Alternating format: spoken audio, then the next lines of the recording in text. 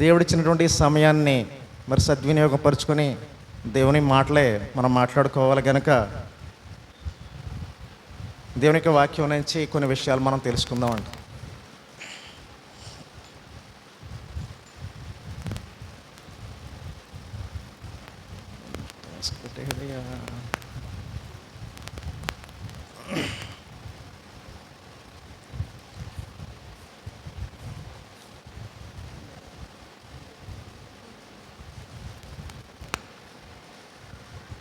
ఉదయం మరి బేసిక్ కాలనీలో కొన్ని విషయాలు మాట్లాడటం జరిగింది. విధేయత అనేటువంటి విషయం గురించి పెద్దగా మాట్లాడలేదు, కానీ కొన్ని విషయాలు మాట్లాడాను. అవిధేయత అనే విషయం గురించి మాట్లాడుకుంటే బాగుంటుందేమని అనుకుంటూ ఉన్నాను.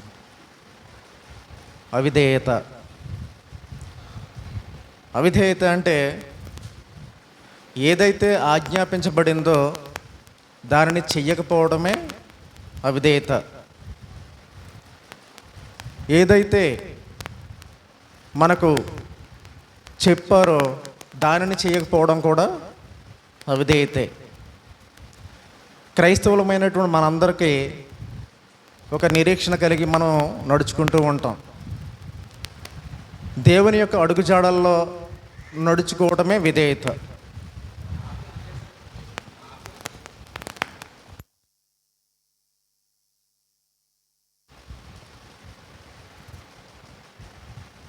మనము దేవునితో సహవాసం చేస్తున్నాము కనుక దేవుని యొక్క మాటకు విధేయత చూపించి నడుచుకోవడం అనేటువంటిదే ప్రధానమైనటువంటి లక్ష్యం. దాని ద్వారా మనము పొందుకునేటువంటి ఆశీర్వాదం చాలా గొప్పదనే విషయం మనం గుర్తించిన వారిగా మనం అవిధేయత నుండి దూరంగా ఉండటమే మనం చేయవలసినటువంటి పని.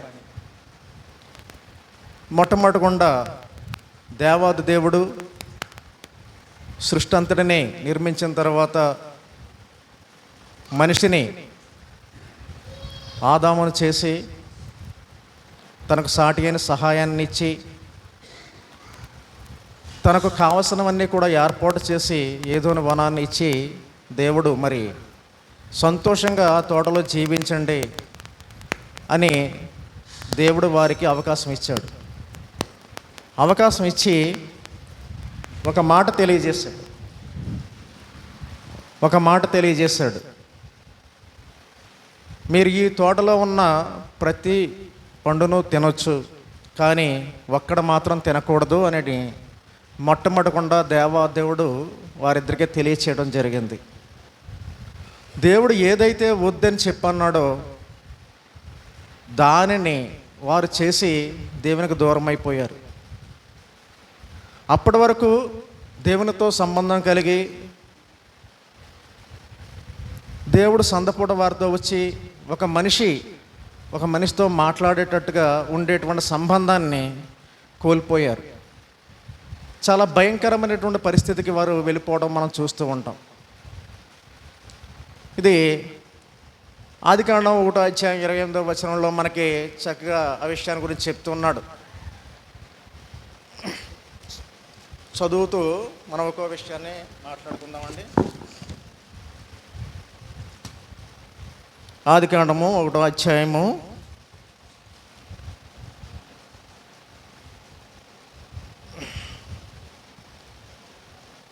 16-17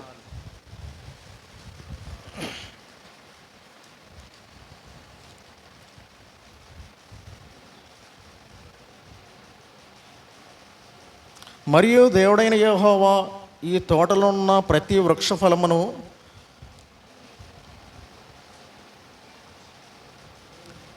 నీవు నిరభ్యంతరంగా తినవచ్చును, అయితే మంచి చెడ్డలను తెలియనిచ్చు వృక్ష ఫలమును తినకూడదు, నీవు తినదినమున నిశ్చయంగా చచ్చెదవు అని చెప్పేశాడు. ఖచ్చితంగానే చచ్చెదవు అని చెప్పినప్పటికీ కూడా భయపడకుండా సాతాను చెప్పిన మాటలకు లోబడిపోవడం జరిగింది.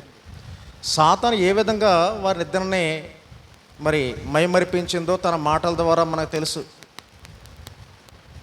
మనుషుల కంటే మీరు ఉన్నతమైన స్థితిలో దేవదూతల్లో ఉంటారని చెప్పేటప్పటికీ ఆటోమేటిక్గా అవ్వమ్మ ఆ పని చేయడానికి ముందుకు వెళ్ళిపోయింది. అది భర్త యొక్క అనుమతి లేకుండా, భర్త యొక్క సహాయం లేకుండా, ఆయన ఆలోచన లేకుండానే తన ఒక అడుగు ముందుకేయడం జరిగింది. అయితే ఇద్దరిని జంటగా ఉంచిన తర్వాత ప్రతి విషయము కూడా వారు మాట్లాడుకొని వారు చక్కగా ఉండేటువంటి స్థితిలో మరి అవ్వమ్మ ఈ విషయానికి వచ్చేటప్పటికి సాతాను యొక్క మాటకు లోబడి మరి దేవుని యొక్క మాటకే విరుద్ధంగా పనిచేసి తను చాలా పొరపాటు చేసింది. దాని ద్వారా ఆ ఏదోను తోట నుండి బయటికి గెంటివేయబడ్డారు. తర్వాత వారు పడిన కష్టాలు అన్నీ కాదు. సుఖంగా చెట్ల పొలాలు తింటూ హాయిగా వారి జీవితాన్ని గడిపేటువంటి ఆ రోజులు పోయి భూమిని సేద్యపరుచుకొని చెమటూర్చి వారు ఆహారాన్ని తినేటువంటి పరిస్థితికి వెళ్ళిపోయారు.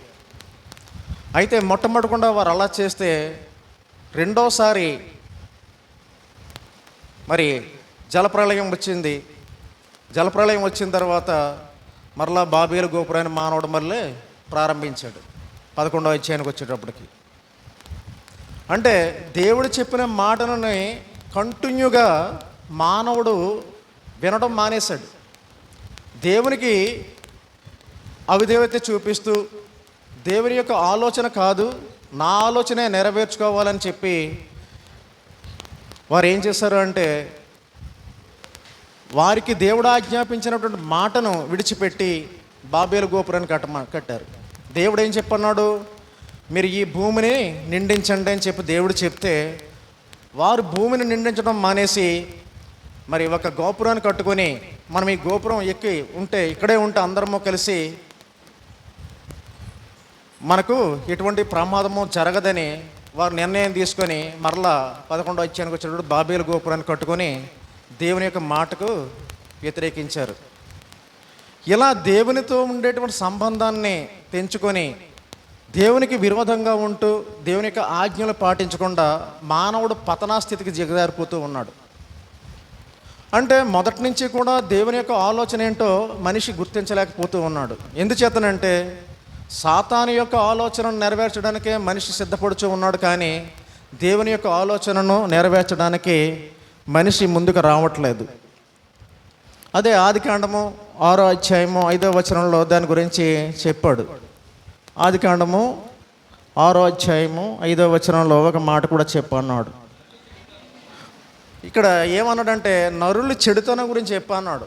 దేవుడు మనిషిని యథార్థవంతుడిగా, నీతిమంతుడిగా, మంచి మనస్సాక్షి కలిగినటువంటి వాడుగా చేస్తే నరుడు ఏమైపోయాడంటే దేవునికి వ్యతిరేకమైనటువంటి స్థితికి దిగజారిపోయాడు.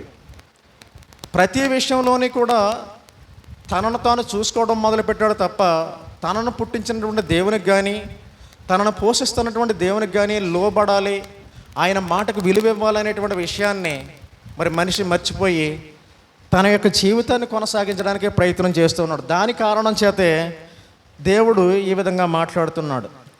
నరుల చెడుతనము భూమి మీద గొప్పదయ్యి వారి హృదయం యొక్క తలంపులలో ఊహ అంతయు ఎల్లప్పుడూ కేవలం చెడ్డదైపోయిందట. దేవుని యొక్క మాట ఒకటైపోయింది, మనిషి యొక్క ఆలోచన వేరైపోయింది. ఏ దేవుడైతే మనిషిని చూసి సంతోషించాలని ఆశపడ్డాడో ఆ దేవునికే దూరం అయిపోయాడు. దానివల్ల ఏమైపోయాడంటే పరలోకం చేరవలసినటువంటి ఆ మానవుడు నరకానికి వెళ్ళిపోతూ తనను తాను శిక్షించుకునేటువంటి పరిస్థితికి దిగజారిపోతూ ఉన్నాడు. విధేయుడిగా ఉండవలసినటువంటి వాడు అవిధేయత చూపించినట్లయితే వచ్చేటువంటి నష్టాలు అనేకమైనటువంటివి. ఇటువంటి నష్టాలను మానవుడు సరిచూడడానికి కూడా ఇష్టపడుతూ ఉన్నాడు. దేవుడు భూమిని, సృష్టిని ఇదంతటినీ చేసి నేను పరలోకంలో రాజుగా ఉన్నాను, భూమి మీద మీరు రాజుగా ఉండి పరిపాలన చేసి మీరు సామంత రాజులుగా ఉండండి అని దేవుడు మనకు ఆజ్ఞాపిస్తే మానవుడు దానిని వ్యతిరేకించి నేను రాజుగా ఉండలేను, నన్ను పరిపాలించడానికి ఒక వ్యక్తి కావాలి అని సాతానుని తను ఏర్పాటు చేసుకొని దానికి సాగిలపడి దేవునికి తిరస్కరించేటువంటి పరిస్థితికి వెళ్ళిపోయాడు. దేవుడు చెప్పిన ఏ మాటకు కూడా విలువివ్వకుండా మనిషి జీవిస్తూ తన యొక్క పతనాన్ని తానే కొని తెచ్చుకునేటువంటి స్థితికి దిగజారిపోతూ ఉన్నాడు. అయితే లోకం నుంచి వేరై ప్రతి మనిషి కూడా దేవుని సన్నిధిలో ఉంటూ దేవుడిచ్చినటువంటి సంఘంలో మనం సభ్యులుగా ఉండవలసిన అవసరం ఉన్నది. దేవుడు ఇక్కడ ఈ వాక్యం ద్వారా ఎంతో బాధపడుచు ఉన్నాడు మనుషులను చూసి. అదే యెషయా గ్రంథము 1వ అధ్యాయం 2వ వచనంలో కూడా చెప్తున్నాడు. ఏమంటాడండి? యెషయా గ్రంథము 1వ అధ్యాయము 2వ వచనము.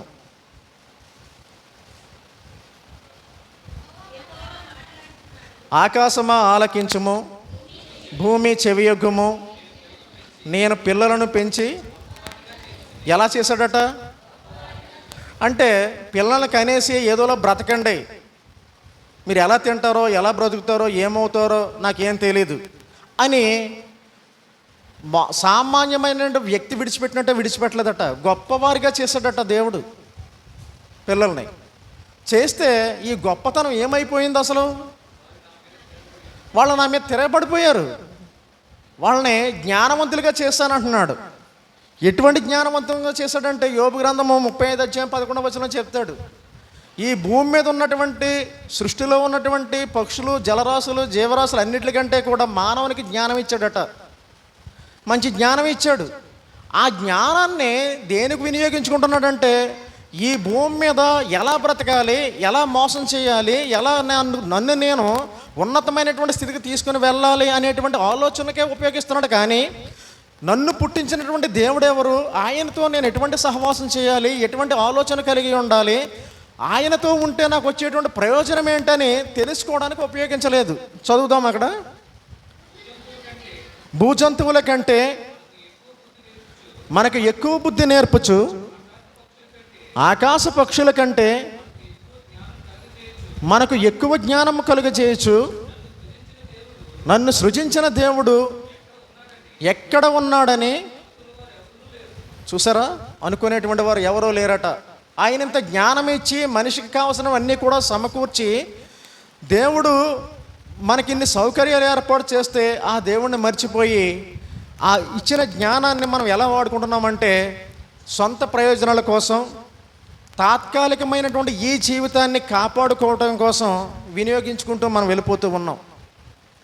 దీని ద్వారా దేవుడు మనుషుల గురించి ఇంత సంతాపపడుతూ ఉన్నాడు.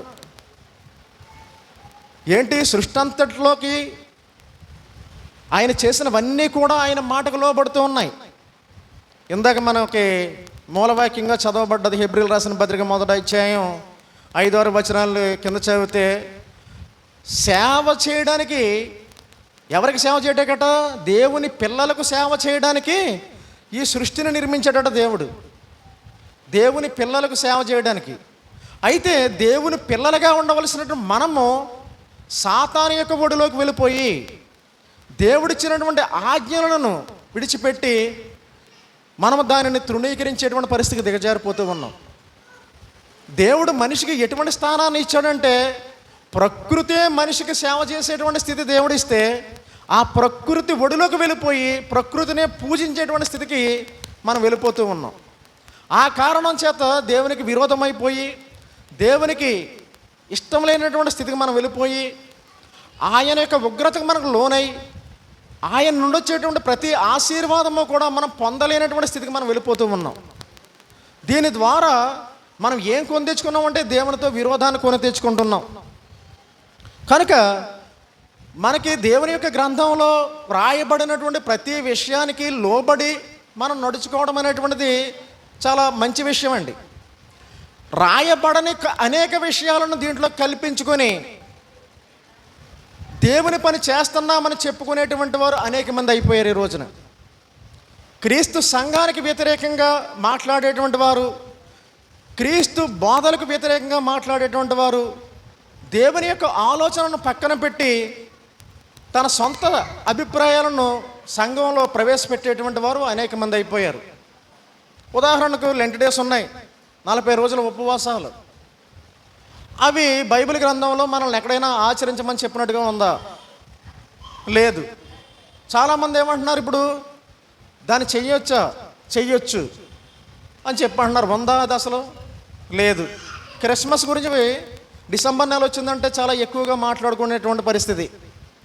క్రైస్తవులు మనం చెప్పుకుంటూ దేవుని యొక్క గ్రంథంలో లేనటువంటి విషయాలను ప్రస్తావించి వాటిని చేసి దేవునికి మనసును ఇంకా నొప్పించేటువంటి స్థితికి వెళ్ళిపోతూ ఉన్నాం మనం. అది కూడా అవిధేయతే. మరి ప్రకటన గ్రంథం 22:18 చక్కని విషయాన్ని అక్కడ ప్రస్తావించడం జరిగింది. ఒకసారి చూద్దామండి. ప్రకటన గ్రంథము 22:18 ఈ బైబిల్ గ్రంథాన్ని చదువుతున్నటువంటి వారికి అనేక విషయాలు అర్థం కాక చేస్తూ ఉన్నారా? వారి యొక్క సొంత ప్రయోజనాలను కాపాడుకోవడానికి ప్రజలను మోసగించి మరి దేవుని యొక్క మాటకు అవిధేయులై ఉంటున్నారా అనేటువంటి విషయం మరి అర్థం కానటువంటి పరిస్థితి. లేని విషయాలను కల్పిస్తున్నారు, ఉన్న విషయాలను తీసేస్తూ ఉన్నారు. ఇక్కడ ప్రకటన గ్రంథంలో ఏం చెప్తున్నాడో చూద్దామండి ఒకసారి. అమ్మా, ఈ గ్రంథమందున్న ప్రతి వానిని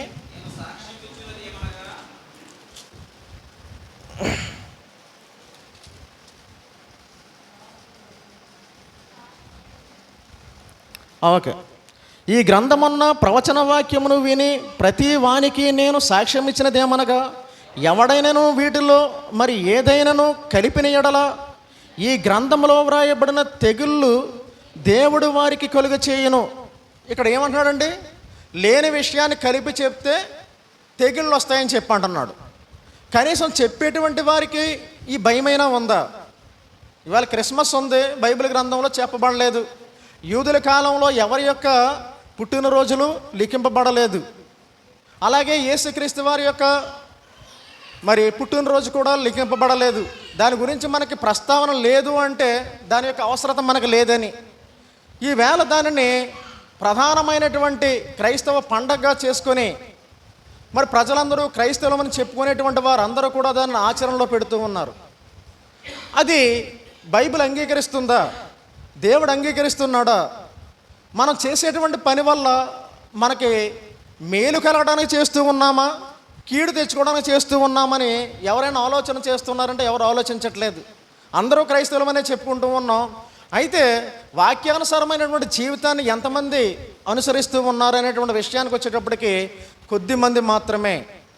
యేసుక్రీస్తు ప్రభు వారి ద్వారా తండ్రి అయిన దేవుడు ఒక సంఘాన్ని ఏర్పాటు చేసి ఆ సంఘములో ప్రతి విషయాన్ని తెలియచేసి మనిషి యొక్క ప్రవర్తన ఎలా ఉండాలనేటువంటి విషయాన్ని చెప్పి ఏ ఏ సంగతులు మీకు ఆజ్ఞాపించినో వాటిని గైకొనడని చెప్తూ మనకు అనేక విషయాలు తెలియచేస్తూ ఉంటే మరి క్రైస్తవ్యం ఎటువైపు వెళ్ళిపోతూ ఉంది, ఏం మాట్లాడుతుంది, ఏం చేస్తూ ఉంది? క్రైస్తవులు అని చెప్పుకునేటువంటి వారందరూ నిజంగా క్రైస్తవులేనా? అయితే దేవుని యొక్క మాటకు విధేయత చూపించినటువంటి వారి స్థితిగతులు ఎలా ఉంటున్నాయి అనేటువంటి విషయాన్ని ఇక్కడ చెప్తూ ఉన్నాడు కదా. ఇంకా కింద ఇంకొక మాట ఉంది. ఎవడైనాను ఈ ప్రవచన గ్రంథమునందు వాక్యములో ఏదైనాను తీసివేసిన ఎడల దేవుడు ఈ గ్రంథంలో వ్రాయబడిన జీవవృక్షములో పరిశుద్ధ పట్టణంలోనూ వారికి పాలు పొందులు లేకుండా చేస్తానని చెప్పి అంటున్నాడు. ఇప్పుడు దేనికి తెగించారండి? పరలోకం వెళ్ళడానికి కూడా ఇష్టపడట్లేదనే కదా దాని అర్థం. దేవుడిచ్చేటువంటి జీవగ్రంథంలో వారి పేరును తుడిచివేస్తానని చెప్పి అంటున్నాడంటే దాన్ని కూడా ఖాతర చేయకుండా ఈ భూమి మీద ఏదో తాత్కాలికంగా బ్రతికేటువంటి జీవితాన్ని ముందుకు నడిపించుకోవడానికి మాత్రమే వారు ఇష్టపడి దేవుని యొక్క మాటకు విధేయత చూపించకుండా ఈ కార్యక్రమాలు చేస్తూ ఉన్నారంటే అది ఎంతవరకు సమంజసమైంది? వారి దేవుని కోసం, దేవుని యొక్క మాటలు విని నేర్చుకోవడం కోసం వచ్చిన వారా, వారిని వారు పోషించుకోవడానికి వచ్చిన వారు అనేటువంటి విషయం మనకు అర్థమవుతూ ఉంది. కాబట్టి క్రీస్తు సంఘానికి ఇతర సంఘాలకి ఉండేటువంటి అనేక భేదాలు మనం చూస్తూ వస్తూ ఉన్నాం. అయితే క్రీస్తు సంఘం మనుషులకి ఏం నేర్పిస్తుందంటే విధేయత నేర్పిస్తుంది, దేవుడు చెప్పిన ప్రతి మాటలోనూ ఉండేటువంటి జ్ఞానాన్ని నేర్పిస్తుంది, మనం ఎలా నడుచుకోవాలో నేర్పిస్తుంది, దాని ప్రకారంగా జీవించినటువంటి వారికి పరలోకం ఉందనేటువంటి విషయాన్ని తెలియజేస్తుంది. ఆ నిరీక్షణతో వాక్యానికి లోబడి జీవించినట్లయితే మన యొక్క జీవితాలు సార్థకమవుతాయని మనం గుర్తించగలం. కనుక అటువంటి జీవన విధానంలో మనము క్రైస్తవ్యాన్ని అవలంబించడానికే వచ్చాం. కానీ లోకంలో ఉండేటువంటి అనేక ఆశలను నెరవేర్చడానికో మనల్ని మనం సంతృప్తిపరచుకోవడానికో ఈ భూమి మీదకి ఈ సంఘంలోనికి రాలేదండి. కనుక దేవుని యొక్క మాటకు, ప్రతి మాటకు విలువ ఇవ్వాలి. ఇక్కడ క్రీస్తు సంఘంలో చాలా చక్కని విషయాలు, లోతైన విషయాలు మీ అందరికీ తెలియజేసడానికి దేవుడు మరి అనేక మందిని లేవనెత్తుతున్నాడండి. ఒక్క విషయం కాదు, చాలా విషయాలు చెప్తున్నారు. చాలా ప్రాంతాలలో చాలా విషయాలు, చెప్పలేనటువంటి విషయాలు కూడా దేవాదేవుడు సహోదరులకి అంత జ్ఞానం ఇచ్చి మీకు నేర్పిస్తూ ఉన్నాడు, మీరు నేర్చుకుంటూ ఉన్నారు. అయితే విన్న విషయాలు మీరు నేర్చుకొని దాని ప్రకారంగా జీవించడం అనేటువంటిది అవసరం. ఎందుకు నేర్పుతూ ఉన్నారు అంటే, వారి మీద మీ ప్రాణాలకి సాక్షి ఎవరంటే దేవుడే. మీకు ఏ విషయం చెప్పకుండా విడిచిపెట్టలేదనేటువంటి విషయం పౌలు గారు మాట్లాడుతున్నాడు. అపోస్తలుల కార్యములు 20-26 వచనంలో మాట్లాడుతున్నాడు. ఏంటంటే, నేను ఏది కూడా దాచుకోలేదు. ఆయన నిర్భయంగా చెప్తూ ఉన్నాడు, నేను ఏది దాచుకోలేదు. దేనికోసం దాచుకోలేదు? మీరు పరలోకం చేరుకోవడానికి సంబంధించినటువంటి ఏ విషయాన్ని కూడా నేను దాయలేదు. మీరు ఈ భూమి మీద ఉన్నప్పుడు ఏ విధంగా నడుచుకోవాలో, ఎటువంటి ప్రవర్తన కలిగి జీవించాలో అవన్నీ కూడా క్రీస్తు సంఘంలో నేర్పబడుతూ ఉన్నాయి.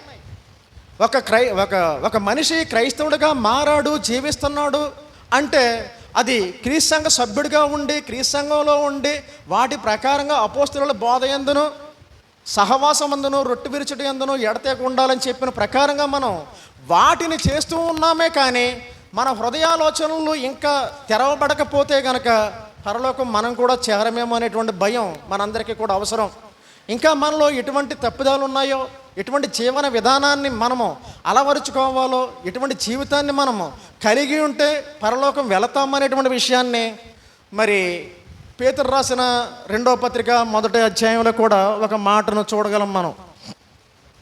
పేతురు రాసిన 2వ పత్రిక 1వ అధ్యాయము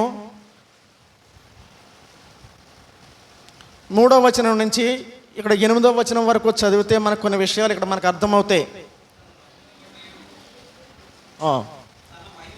తన మహిమను బట్టి, గుణాతిశయమును బట్టి మనలను పిలిచిన వాని గూర్చిన అనుభవ జ్ఞానము మూలముగా ఆయన దైవశక్తి జీవమునకును భక్తికిని కావలసిన వాటన్నిటికీ ఇక్కడ చాలా చక్కని విషయాలు చెప్తున్నాడండి. జీవానికి, భక్తికి కావలసినవన్నీ కూడా ఇక్కడ నేర్పింపబడుతుందండి దేవుని యొక్క సంఘంలో. అంటే మనిషి జీవించడానికి కావాల్సినటువంటి జ్ఞానం ఎక్కడ నేర్పించబడుతుందంటే దేవుని సంఘంలోనే నేర్పించబడుతుంది. మనతో బయట తిరిగేటువంటి వారు నీ యొక్క జీవితం గురించి కానీ, నీ యొక్క ప్రవర్తన గురించి కానీ, నీ యొక్క ఆలోచన గురించి కానీ ఎవరో మాట్లాడరు.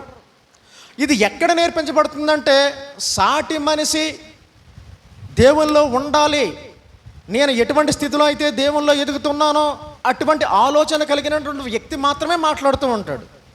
మంచి మార్గాన్ని నడిచేటువంటి వ్యక్తి మంచి మార్గాన్ని ఇంకొకరు నడిపించడానికి సదా ప్రయత్నం చేస్తూ ఉంటారు. అది క్రీస్తు సంఘం ద్వారానే జరుగుతుంది. అంటే దేవుని సన్నిధికి రావడం వల్ల మనం ఏమి నేర్చుకుంటున్నామండి? మన యొక్క జీవన విధానాన్ని కూడా నేర్చుకుంటూ ఉన్నాం. బయట వారితో మన ప్రవర్తన విధానాన్ని కూడా మనం నేర్చుకుంటూ ఉన్నాం. మనల్ని చూసినప్పుడు ఎదుటివారు దేవుని పిల్లలు వీరు, వారిని మనం ఏమీ అనకూడదనేటువంటి ఆలోచన మనల్ని చూసినప్పుడు వారికి కలగాలి. అది ఎలా అంటే మన యొక్క ప్రవర్తనను బట్టి. అది ఎక్కడ నేర్పింపబడుతుందంటే దేవుని సంఘంలో నేర్పింపబడుతూ ఉంది. అది అంతతో సరిపోయిందా? కాదండి. ఇంకా ఏమంటున్నాడండి? ఆయన దైవభక్తికి జీవమునకు కావలసిన వాటన్నిటినీ మనకు దయచేయుచున్నందున దేవుని గూర్చియు మన ప్రభు అయిన యేసు క్రీస్తు గూర్చినట్టు అనుభవ జ్ఞానము వలన మీకు కృపయు సమాధానమును కలుగునుగాక. తర్వాత ఇంకా చదువుతున్నాడండి. ఆ మహిమ గుణాతిశయమును బట్టి ఆయన మనకు అమూల్యమును అత్యధికములనైన వాగ్దానములను, ఇక్కడ ఏమంటున్నాడండి? దేవాది దేవుడు మనుషులకి కొన్ని వాగ్దానాలు ఇచ్చాడనేటువంటి విషయం దేవుని యొక్క గ్రంథం ద్వారా మనకు తెలియజేస్తూ ఉన్నాడు. ప్రతి మనిషి తన యొక్క ప్రవర్తనను కాపాడుకొని నీతిగా జీవించినట్లయితే ఆయన ఇచ్చేటువంటి వాగ్దానం మనకి తెలిసింది. ఏంటంటది? పరలోకం. ఈ జీవితాన్ని ముగించిన తర్వాత మనం ప్రధానంగా కోరుకునేటువంటిది పరలోకం. అది ప్రతి ఒక్కరూ కూడా చేరుకోవాలనేటువంటి ఆలోచన కలిగినటువంటి వారుగా ఉంటాం. మనం ఎలా బ్రతికినా సరే సుఖంగా ఉండడానికే ఆలోచన చేస్తూ ఉంటాం. కనుక ఈ జీవితంలో దేవుని కోసం బ్రతికి దేవుడు చెప్పినటువంటి ప్రతి ఆజ్ఞకు మనం లోబడి జీవించినట్లయితే దేవుడు ఉచితంగా మనకు పరలోకాన్ని ఇస్తానని చెప్పన్నాడు. దానికి మనల్ని ఏది కూడా ఆర్థిక పరంగా మనల్ని ఏది అడగలేదు. నీ మనసును దేవుని వైపు నిలిపినట్లయితే సరిపోతుంది. దేవుని యొక్క మాటకు విధేయత చూపించినట్లయితే పరలోకం దేవుడు ఇస్తానని చెప్పన్నాడు. ఇంకా ఏమంటున్నాడండి, ఇక్కడ మనం కొన్ని లక్షణాలను మరి మనం అలవాటు చేసుకోవాల్సినటువంటి అవసరం ఉన్నది.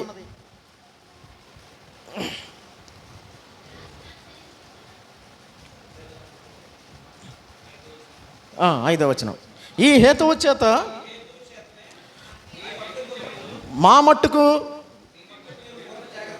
మీ మట్టుకు మీరు పూర్ణ జాగ్రత్త గలవారై మీ విశ్వాసమందు సద్గుణమునందు జ్ఞానమునందు ఆశానిగ్రహమునందు సహనమునందు భక్తియందు సహోదర ప్రేమయందు దయను అమర్చుకొనడి. ఇవన్నీ కూడా ఎక్కడ నేర్పబడుతున్నాయండి? మనలో ఉన్నటువంటి అహంకారాన్ని, గర్వాన్ని, ద్వేషాన్ని ఇవన్నీ కూడా తీసివేసి మనము యేసుక్రీస్తు ప్రభువు వారు ఈ భూమి మీదకి వచ్చినప్పుడు ఎటువంటి సామాన్యమైన స్థితిలో ఇక్కడికి వచ్చి మరి దాసుని స్వరూపమును ధరించుకొని మనకు సేవ చేయడానికైతే వచ్చాడో అటువంటి స్వభావం మనమందరము కలిగి ఉండి మనం కూడా అటువంటి స్థితికి వెళ్ళినప్పుడు ఆ పరలోకాన్ని స్వతంత్రించుకోవడానికి మనకి అర్హత కలుగుతూ ఉంది. కనుక దానికి కావలసినటువంటివన్నీ కూడా క్రీస్తు సంఘంలో మనకు నేర్పింపబడుతూ ఉన్నాయి. క్రీస్తు సంఘంలో ఒక సభ్యులం అయ్యాము అంటే మనము ధన్యులము. అక్కడ మన గురించి కొంతమంది ప్రత్యేకమైనటువంటి శ్రద్ధ తీసుకొని అనేక విషయాలు నేర్పించడానికి ప్రయత్నం చేస్తూ ఉంటారు. ఒక మనిషిని మనిషిగా తీర్చిదిద్దడం అనేటువంటిది ఎక్కడ జరుగుతుందంటే క్రీస్తు సంఘంలో మాత్రమే. ఎందుచేతనంటే మనసిప్పి మాట్లాడి దేవునితో సమానమైనటువంటి స్వారూప్యంలో మనిషి ఎదిగేటంత వరకు కూడా ప్రయాసపడేటువంటి వారు సువార్థికులు. అలా నేర్పించి అనేక మందిని మరి దేవునికి బిడ్డలుగా చేస్తూ అనేక మందిని దేవుని సన్నిధికి నడిపిస్తూ ఉన్నారు. కాబట్టి మనం వినే ప్రతి మాట, ప్రతి విషయము కూడా మరి చాలా జాగ్రత్తగా విని దేవుని యొక్క వాక్యానుసారమైన జీవితాలు మనం అలవరుచుకొని మనం జీవించినప్పుడు మన యొక్క జీవితాలు సార్థకమవుతాయి. విధేయత చూపించకపోతే వచ్చే నష్టం ఏంటండి? పరలోకానికి దూరం అయిపోతాం. దేవుడిచ్చేటువంటి ప్రతి ఆశీర్వాదాన్ని కూడా కోల్పోతాం. అంటే లేనిది చేయమని చెప్పనలేదు, ఉన్నది మానేయమని చెప్పనలేదు. ఏది చెయ్యాలో అది చెయ్యాలి, ఏది వద్దన్నాడు మానేసి దేవునికి లోబడి జీవించాలని ప్రభుపేట మీకు తెలియజేస్తూ ఈ సమయాన్ని మరి సహోదరులకు అప్పగిస్తూ ఉన్నాను. ఆయన నాకంటే జ్ఞానంగా బోధించేటటువంటి వాడు కనుక నేను అక్కడ కూర్చొని వినడానికే ఇష్టపడుతూ ఉన్నాను. ఆయన ఈ సమయాన్ని నాకు ఇచ్చినందుకు మరి ప్రత్యేక వందనాలు తెలియజేస్తూ మరి సమయాన్ని సహోదరులకు మరలా తిరిగి అప్పగిస్తూ ఉన్నాను.